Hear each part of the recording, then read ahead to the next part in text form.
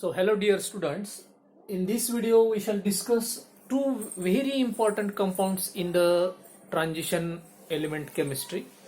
One is we have to see the compound of manganese, that is potassium permanganate, and the another compound is the compound of chromium, that is potassium dichromate.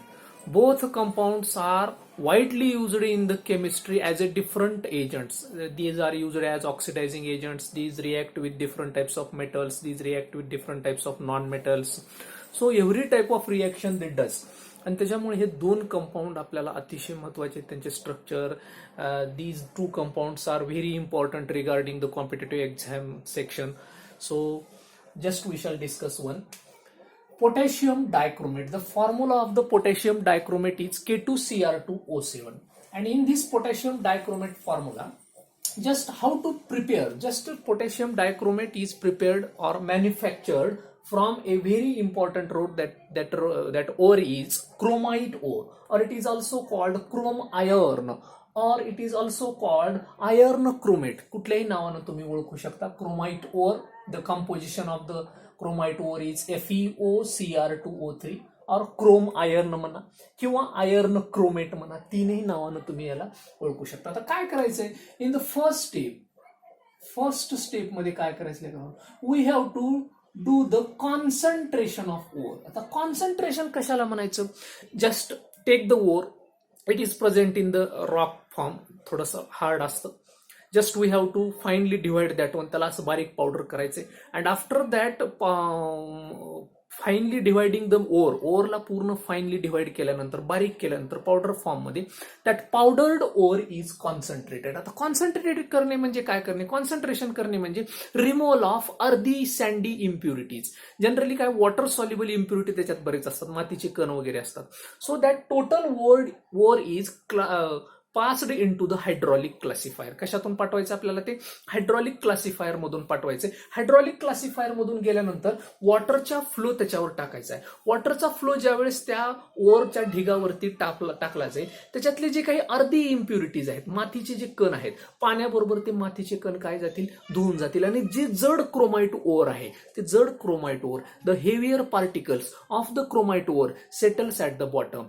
And lighter gang impurities, lighter sandy impurities, these are removed with the flow of water. वॉटरच्या फ्लोनं हलक्या impurity निघून जातील आणि जड chromite or कुठं राहील, settle राहील. So that is called concentration. तर पहिल्या स्टेपमध्ये आपल्याला काय करायचंय, concentration. Now the second step is very important. In the step number second मध्ये काय करायचंय, we have to react that chromite ore. Means I am giving the name to that step, that is we have to roast the chromite ore. आपल्याला काय करायचे, roasting करायचे second स्टेपने. पहिल्या स्टेपमध्ये काय केलं आपण, सँडी इम्प्युरिटी, अर्धी इम्प्युरिटीज काढून टाकल्या, म्हणजे इम्प्युरिटीचं प्रमाण कमी केलं आणि त्या ओरचं प्रमाण त्याच्यातलं वाढवलं. मग ओरचं प्रमाण वाढवणे आणि इम्प्युरिटीचं प्रमाण कमी करणे, that is called concentration. Second स्टेपमध्ये काय करायला आपण, रोस्टिंग. कॉन्सन्ट्रेशनला तुम्ही मराठीमध्ये शिकलाय असाल, संहतीकरण करणे. तर आता रोस्टिंग म्हणजे काय, भाजणे म्हणल्यावर देर इज नीड ऑफ बर्निंगसाठी काय गरजेचे आहे, there is need of oxygen. Means roasting is carried out in presence of oxygen. तर आता chromite ore I am taking here. In the second step, just take 4 moles of chromite ore, FeOCr2O3, and those are reacted with sodium carbonate, Na2CO3, and in presence of oxygen, here I am taking 7 moles of oxygen, 8 moles of sodium carbonate, and FeOCr2O3. This is our chromite ore. And this chromite ore, on reaction with sodium carbonate and oxygen, in the presence of calcium carbonate, we are heating the mixture in the furnace. भट्टी मध्ये हे reaction चालू आहे. Calcium carbonate इथं का टाकायचं आहे, limestone का टाकायचं आहे, दिस लाईमस्टोन मेक्स दिस टोटल मिक्सचर एरी पोरस. आणि त्याच्यामुळे पोरस झाल्यामुळे, पूर्ण सच्छिद्र ते मिक्सचर झाल्यामुळे त्याच्यात एअर पास होणं सोपं जातं. म्हणून कॅल्शियम कार्बोनेटचं काय काम आहे, इट मेक्स द मिक्सचर पोरस. हा मिक्सचरला काय करतो, पोरस म्हणजे सच्छिद्र, त्याच्यात एअर इनकॉर्पोरेट होते. आणि जेवढी एअर जास्त जाईल तेवढं ऑक्सिडेशन, रोस्टिंग काय होते, चांगलं ते ओर पूर्णरित्या भाजलं जातं. So this is the role of limestone, calcium carbonate.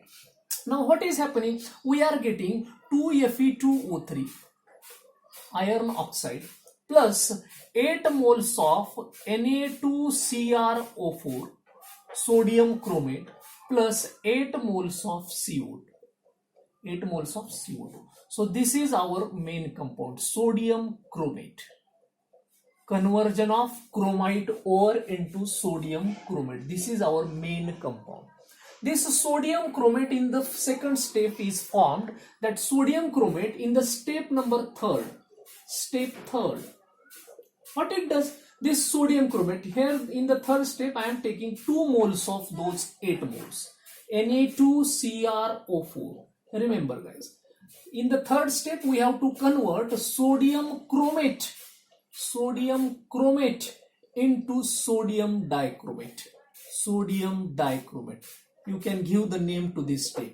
Conversion of, पहिले होतं concentration, second one is roasting, third one is conversion of sodium chromate into sodium dichromate. Now sodium chromate into sodium dichromate मध्ये sodium chromate on reaction with H2SO4. We have to treat with concentrated H2SO4. What is happening? Here you are getting Na2Cr2O7 sodium dichromate plus Na2SO4 sodium sulfate plus H2O plus H2O. Here 2 hydrogens are there. So here we are getting a very important compound, conversion of sodium chromate into sodium dichromate. Sodium dichromate in presence of sulfuric acid. This is the third step. And now in the fourth step, step number 4, conversion of sodium dichromate. आता तयार झालेला हा sodium dichromate. This sodium dichromate we have to convert into potassium dichromate. This is the name of fourth step.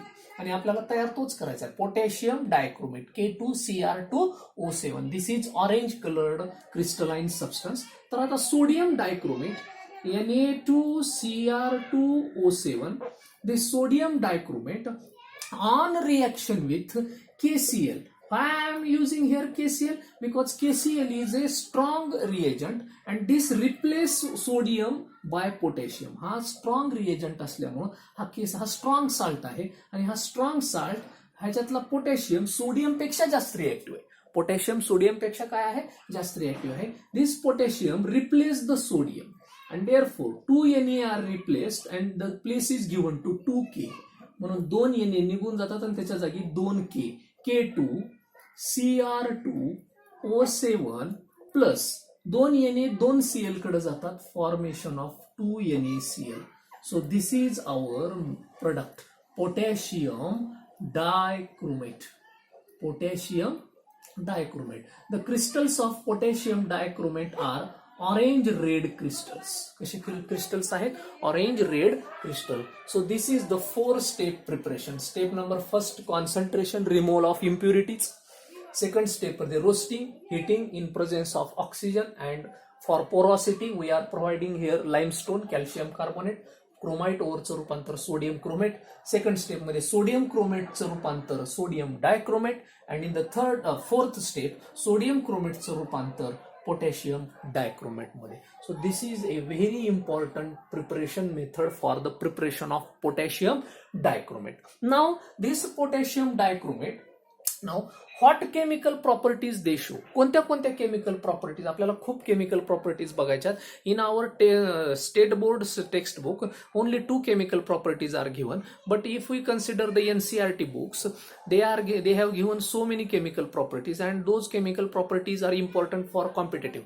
For board exam they have given in the state board book only 2 chemical properties, but for the NCERT, NEET, CET, JEE, advanced, KVPI, for such exams, the another chemical properties of potassium dichromate and potassium permanganate are very important.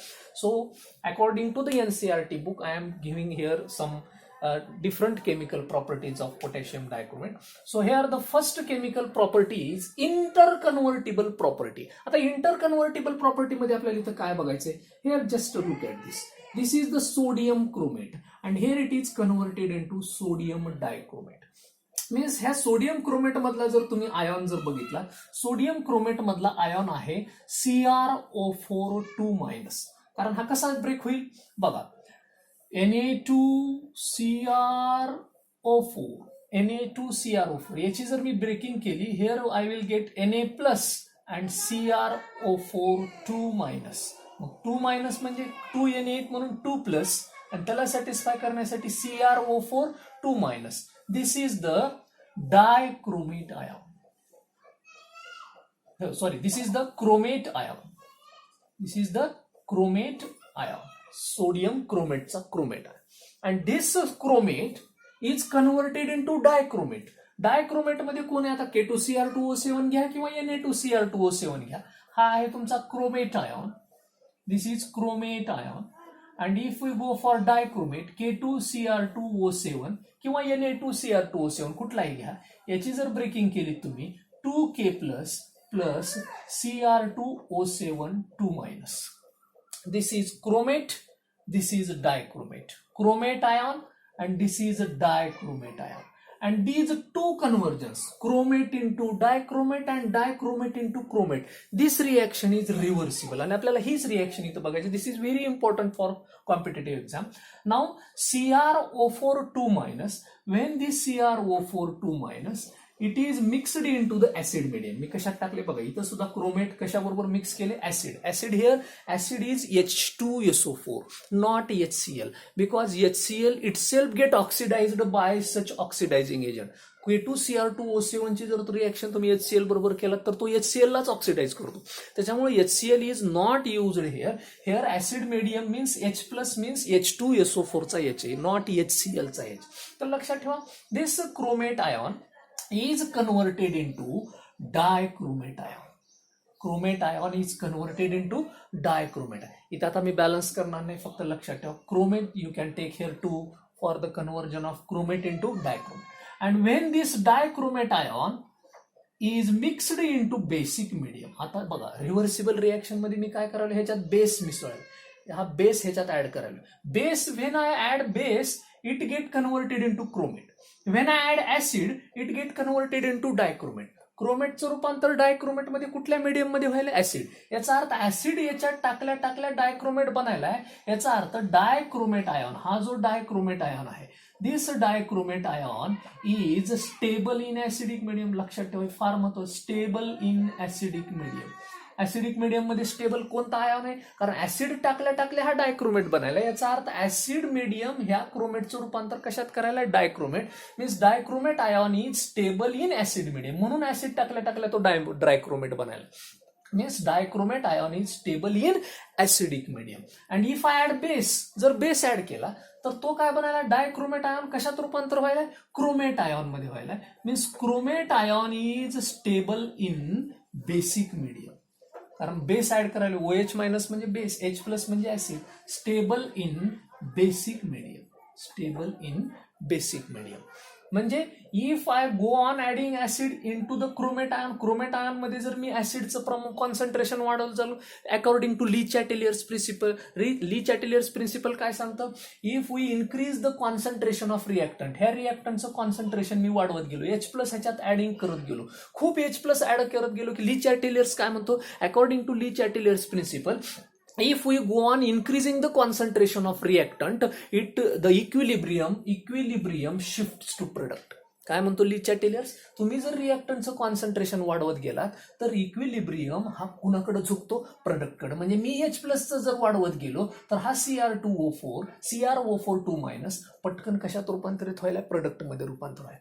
इकडून इकडे जर जाताना, if I go on increasing the concentration of OH-, इकडून आता reverse होत असताना मी जर बेसचं concentration वाढवलं तर आता हा बेस इकडच्या बाजूसाठी हा रिएक्टंट झाला, मी बेसचं वाढवलं तर हा रिएक्टंट आता इकडे कशात रूपांतरित व्हायला, product. Means equilibrium is shifted towards the product side if we go on increasing the reactant concentration. रिएक्टंटचं कॉन्सन्ट्रेशन जर आपण वाढवत गेलो, इकडून जाताना ऍसिडचं वाढवलं तर प्रोडक्ट तुम्हाला डायक्रोमेट मिळाला, इकडून इकडे जाताना बेसचं वाढवलं तर तुम्हाला प्रोडक्ट क्रोमेट मिळाला.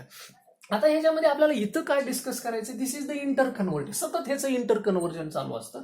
Now if you calculate the oxidation state. याची जर तुम्ही ऑक्सिडेशन स्टेट कॅल्क्युलेट करा, या दोघांच्या ऑक्सिडेशन स्टेट मधला जर तुम्ही फरक बघितला, आपल्याला पुढेही बघायचा आहे. Here the CrO4 2 minus, here 8 minus 2 means here the oxidation state is +6.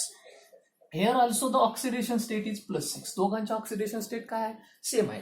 Here doesn't matter the oxidation state. This is the interconvertible property of chromate and dichromate ion. आता ह्याच्यामध्ये सगळ्यात महत्वाचं आहे, क्रोमेट आयॉन मध्ये जर ऍसिडचं कॉन्सन्ट्रेशन वाढवत गेलो तर तो काय बनायलाय? डायक्रोमेट बनवायला. म्हणजे डायक्रोमेट आयॉन कशामध्ये स्टेबल आहे? It is in the acidic medium and chromate ion is stable in the basic medium. So remember that one.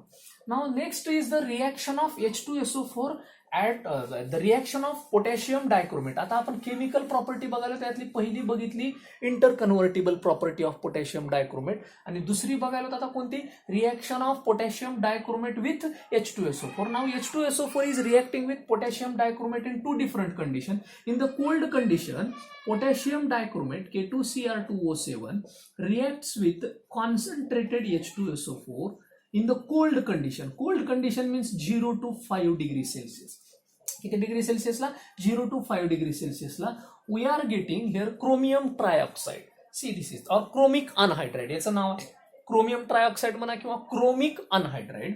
Chromic anhydride plus K2SO4 plus H2. Now this is the chromium trioxide or chromic anhydride, and if you see the structure of this, CrO.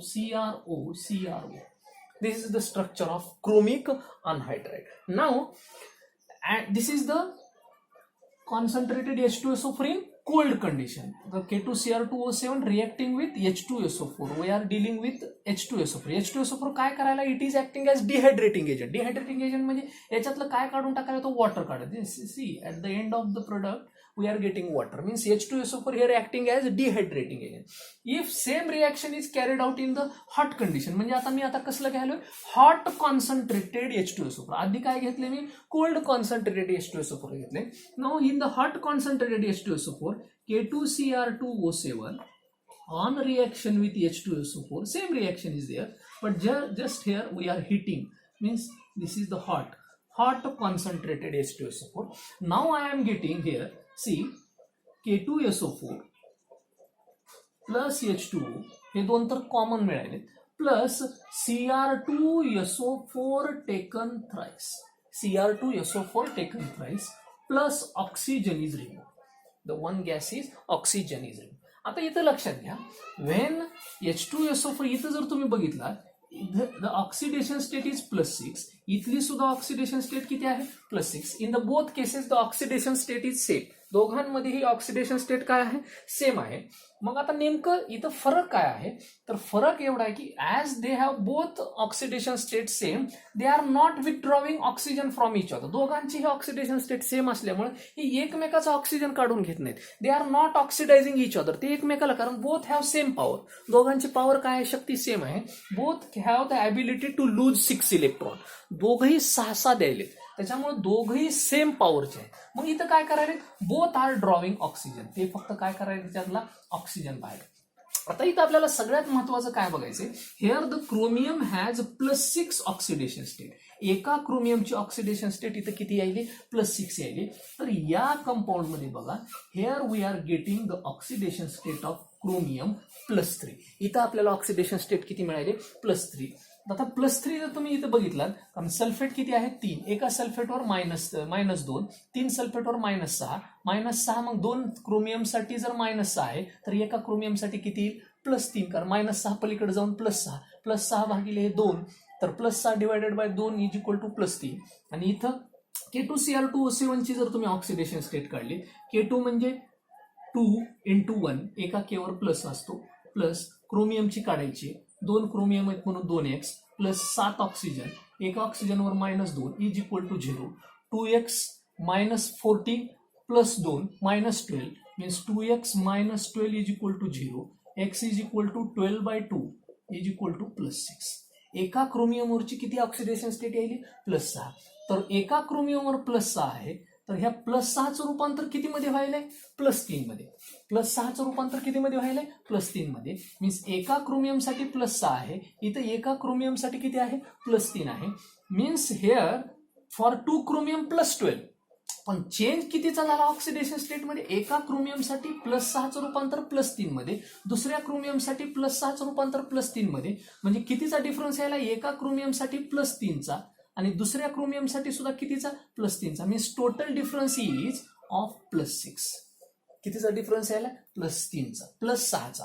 2 क्रोमियमसाठी the difference for 2 chromium, for 1 chromium +6 to +3. Here we got +3. आणि दुसऱ्या क्रोमियमचं रूपांतर +3 मध्ये झालं, +6चं +3 मध्ये झालं, त्याचे 3. Means +3 + 3 is equal to +6. Means here valency factor is +6. Valency factor आपल्याला किती मिळाला +6 मिळाला. Here we also called N factor. और how many electrons change in electron मध्ये किती चेंज झाला, तर कितीचा चेंज झालाय पहिल्या क्रोमियमसाठी, कारण 2 क्रोमियम आहे तिथे, एका क्रोमियमसाठी +6चं रूपांतर किती झालं +3चं, म्हणजे 3चा चेंज. तसंच दुसऱ्या क्रोमियमसाठी +6चं रूपांतर किती झालं +3, त्याचा 3. मीन्स 3 + 3 म्हणजे टोटल किती झाला 6चा व्हॅलन्सी फॅक्टर आला. Now if we calculate the equivalent weight, कुठल्याही मॉलिक्युलचं इक्विव्हॅलंट वेट जर calculate, this is only for the competitive exam. Equivalent weight is equal to molar mass or molecular weight divided by valency factor. Or you may call it n factor, or you may call it number of electron change, valency factor. Now here equivalent weight of K2Cr2O7, potassium डायक्रोमेटचा आपण equivalent weight काढायला. Sir potassium डायक्रोमेटचे equivalent weight आहे 294. Valency factor किती आहे 6. तर we are getting the answer 49. Means equivalent weight of potassium dichromate is 49. कसं मिळवलं आपण equivalent weight of, from dichromate, आपलं डायक्रोमेट आयॉनची oxidation state +3 +6 and here Cr2SO4 chromium sulphate मधली क्रोमियमची ऑक्सिडेशन स्टेट +3. एका क्रोमियमसाठी कितीचा फरक आहे +3 साठी, 2 क्रोमियमसाठी, मग 2 क्रोमियमसाठी कितीचा येईल +3 + 3 इज इक्वल टू +6. तर अशा पद्धतीने हा व्हॅलन्सी फॅक्टर काढला. आणि कुठल्याही मॉलिक्युलचं इक्विव्हॅलंट वेट काढण्यासाठी त्याचं मॉलिक्युलर वेट काढायचं. Molecular weight is the sum of atomic weight. ह्या सगळ्या ॲटमच्या वेटची बेरीज केली आणि ती बेरीज आलेली काय आहे molecular weight. Molecular weight divided by valency factor. Valency factor किती आलेला आहे 6, कारण एका +3 दुसऱ्याचं +3 म्हणून +6. And here we got the answer 49. Means these 2 properties, chemical प्रॉपर्टीमध्ये एक आहे इंटरकन्व्हर्टिबल प्रॉपर्टी आणि दुसरी आहे reaction with H2SO4. Both are the important property. In the cold condition it is